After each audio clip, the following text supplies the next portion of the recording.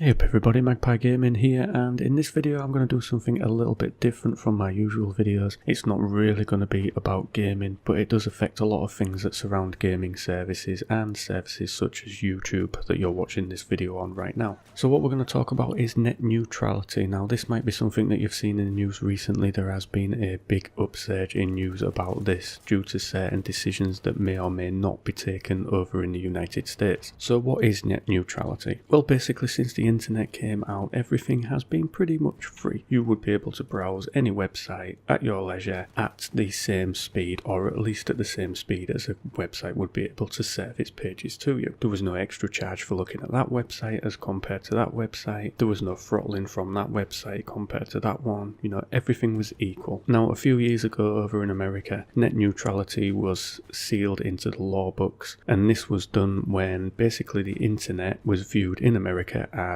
a utility, same as gas, water and electric, and that gave it certain rights, so things couldn't be changed. But it now looks like some of these decisions may be reversed over in the United States, and they're looking at maybe abolishing net neutrality. Now what this means is that, say for instance you've got an ISP that you're joined up with, and they have a video service like Netflix. If these rules were abolished whereby net neutrality is protected, then this ISP could basically throttle the connection to Netflix, which would then make their service a lot more popular. So in essence what they would be doing is creating what are being termed as super fast lanes, so whereby traffic would flow okay in one lane but would be throttled and slowed down in another lane. And this has the potential to stifle services such as Netflix, Amazon Prime, YouTube, Twitch, things like that. ISPs would be able to coerce you and push you into using their services where there would be no throttling, no buffering, no speed issues whatsoever, and stop you using the popular services that are out there already. Now by a lot of people this is seen as anti-competitive. Basically the ISPs would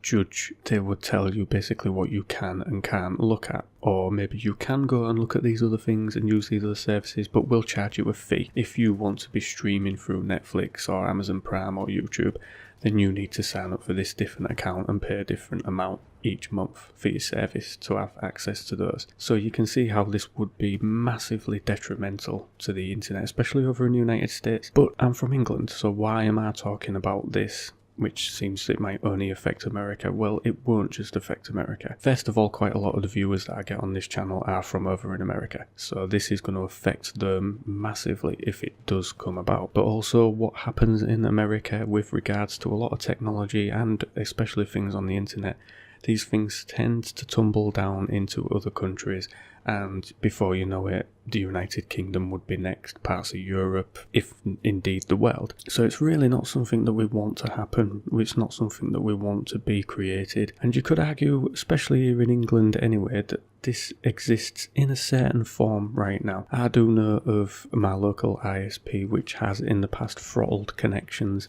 at peak times, and this has been done so that everybody gets a slice of the pie. You know, people aren't cut out, but these are back in the days when we had the old broadband, you know, the ADSL. It was slow, it was clunky, it didn't work too well, and these are generally things that happen now that we're all moving on to services like fibre and over-the-air internet, which is a lot faster. But of course ISPs have done it against things like Usenet.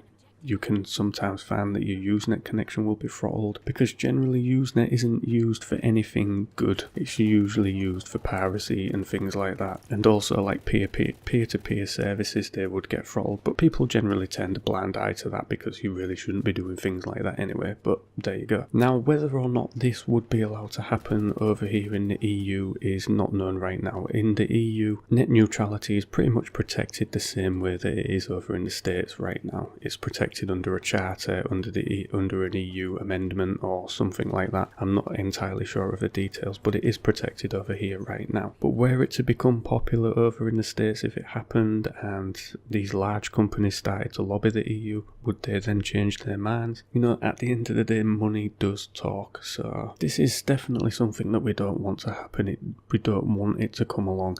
You know, you don't want to sign up with an ISP and be pushed into using their services, which would be free. But if you want to go use YouTube, then you've got to pay another $10 a month, another $10 a month. You know, that's just not something that we want, but that is what's being pushed for over in America right now. All being well, this won't happen. All being well, it will be repealed and the bill will stay as it is. Nothing will change. But yesterday, the 12th of July, there were a lot of protests by a lot of the big companies, Google, Microsoft, Twitter, you know, the list goes on, Amazon. They don't want net neutrality destroying. They want it to stay as it is. They want it to stay an open and free internet as much as possible. And I would think that the vast majority of users want the same. I think the only people that don't want that is the fat cats that own the ISPs that want to just make more and more money and squeeze things. And I think that there's also an element of there being a little bit of a freedom of speech reaction to this. You know, they maybe want to stifle freedom of speech a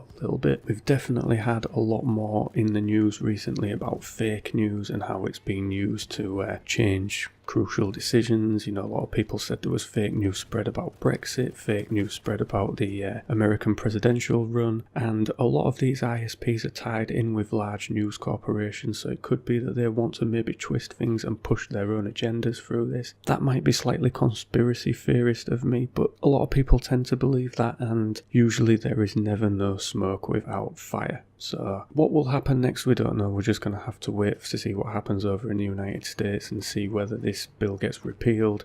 If it does, it's going to be very interesting to see what happens, and I do feel for a lot of Americans, you know, you're going to lose some of the liberties and freedoms that you come to expect with the internet, that all internet users come to expect. Those might go, but it's just going to be a wait and see game right now. Like I say, not usually a topic I would talk about on the channel, but I felt I needed to because it is quite an important one. So let me know what your thoughts and feelings are on this in the comment section down below. And as always, thank you very much for watching and listening. Don't forget to like, share and subscribe, and I will catch you in the next one. Take care.